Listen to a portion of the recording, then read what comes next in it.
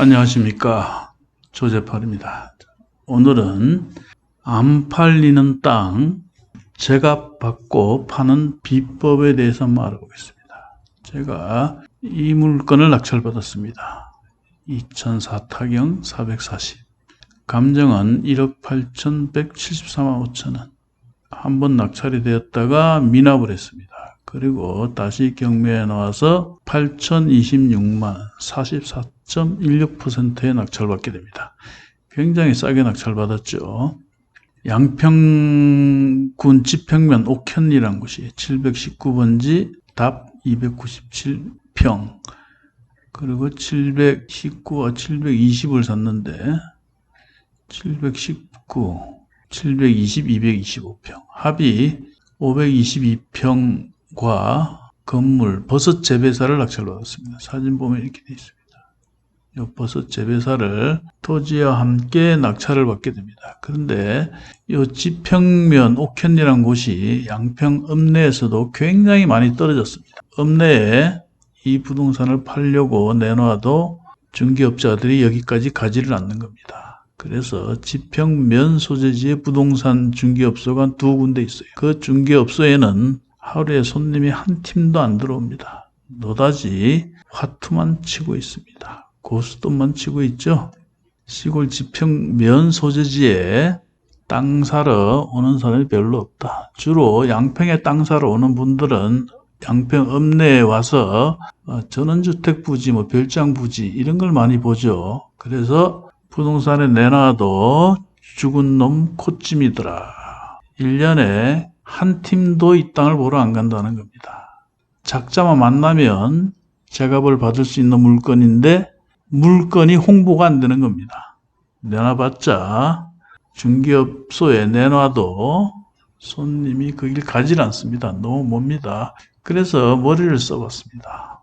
머리를 어떻게 썼냐 하면 경매로 한번 넣어보자. 저도 경매로 낙찰받았죠. 싸니까. 그렇다면 경매를 넣게 되면 전국의 모든 경매 브로커와 또 실수요자도 있을 수 있겠죠. 광고가 되더라 이겁니다. 지지 옥션, 굿 옥션, 탱크 옥션, 스피드 옥션, 온갖 경매 정보를 제공하는 업체에서 광고를 해주죠. 이 물건에 대해서. 또 전국의 경매 브로커들도 매수자를 물색해서 눈탱이 치기 위해서 눈이 벌겋습니다. 자, 그렇게 해서 채권 채무를 만들어서 경매를 넣게 됩니다. 만약 경매를 넣었는데 원하는 가격에 낙찰이 되지 않는다면 취소를 시키면 되죠.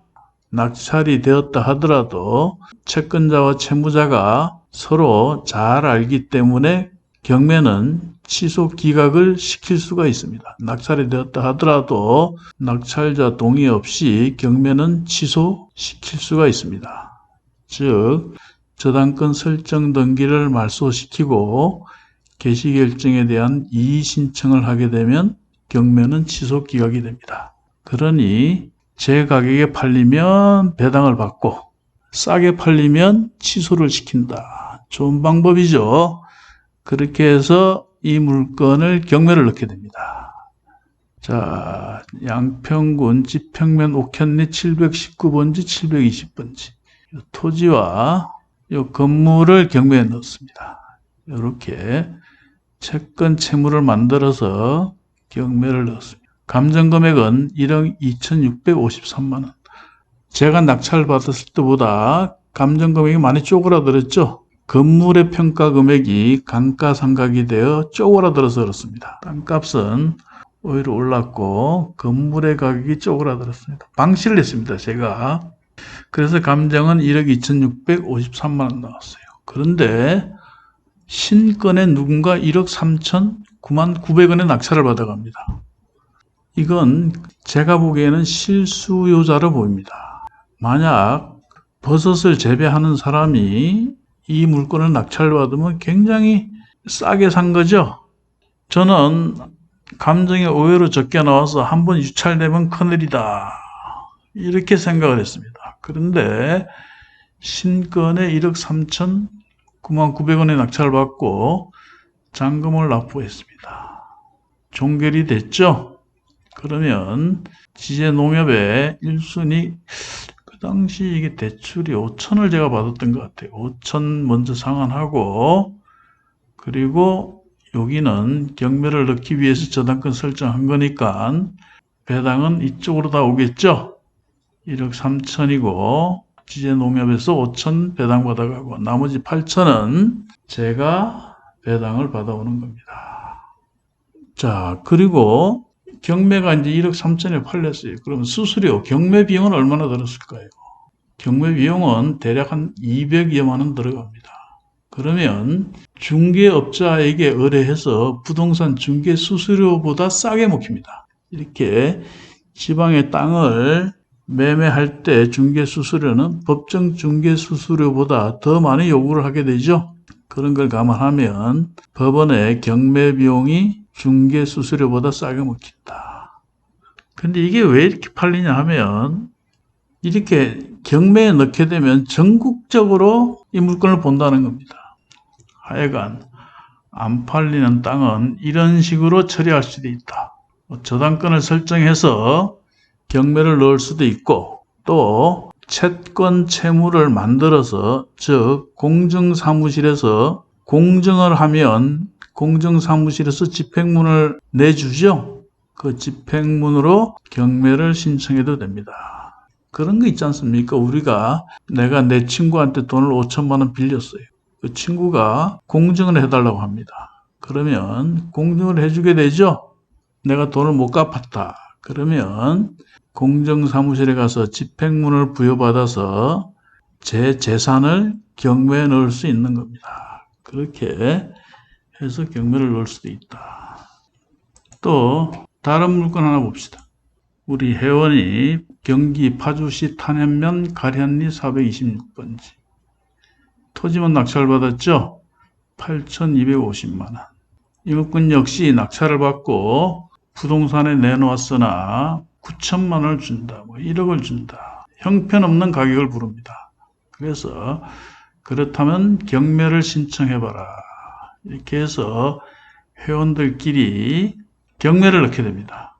파주시 탄현면 가련리 426번지 감정은 전 경매 사건과 비슷한 금액입니다. 1억 7,947만 8천 원. 채권 청구액은 700만 원입니다. 강제 경매죠? 공증을 해서 공정사무실에서 집행문을 부여받아서 경매를 넣은 겁니다. 1억 7,947만 8천에서 8,794만 5천 원까지 떨어졌습니다. 불안불안하죠? 그러나 낙찰이 얼마에 되었냐면 1억 2,713만 5천 원. 8천 얼마에 낙찰받아서 1억 2,700에 팔렸습니다. 이게 광고 효과라는 겁니다. 광고 효과. 경매는 예를 들어서 시내 좋은 땅, 좋은 아파트가 아닌 시골의 땅 같은 경우에는 중개업자들이 소개하는데 굉장히 어려움이 있습니다. 땅 사는 사람들이 위치 좋은 땅 이런 걸 원하죠. 이게 이해가 될지는 모르겠습니다. 결혼을 하더라도 선을 봐야 되는 거 아닙니까? 선? 시집을 보내려 하더라도 선을 못 보는 겁니다. 선을 못 보니 노다지 찌그러져 있습니다. 그러나 법원 경매에 넣게 되면 이렇게 온갖 사람들이 다 보게 됩니다. 광고 효과가 있죠. 자, 정리를 해봅시다. 경매 물건은 싸게만 낙찰받아라. 이 물건 역시도 1억 7,700만 원인데 8,250에 낙찰받았죠. 싸게 낙찰받고 그리고 다시 경매를 넣어서 다시 경매를 넣게 되면 이렇게 팔린다. 그리고 부동산이라는 게 경제 상황이 특별히 좀 나쁘지 않다면 토지의 가격은 조금씩 오르게 됩니다. 자, 오늘은 안 팔리는 땅 제값 받고 파는 방법에 대해서 알아봤는데 그것이 바로 경매다. 즉 경매로 낙찰받아서 경매로 팔아먹는다. 자, 여러분들도 혹시 경매로 낙찰받았는데 안 팔리는 땅이 있다면 그러면 경매에 한번 넣어봐라. 싸게 팔리면 경매 취소를 시켜야죠. 그리고 적당한 가격에 팔렸다면 배당받고 끝내라. 자, 오늘은 여기까지입니다.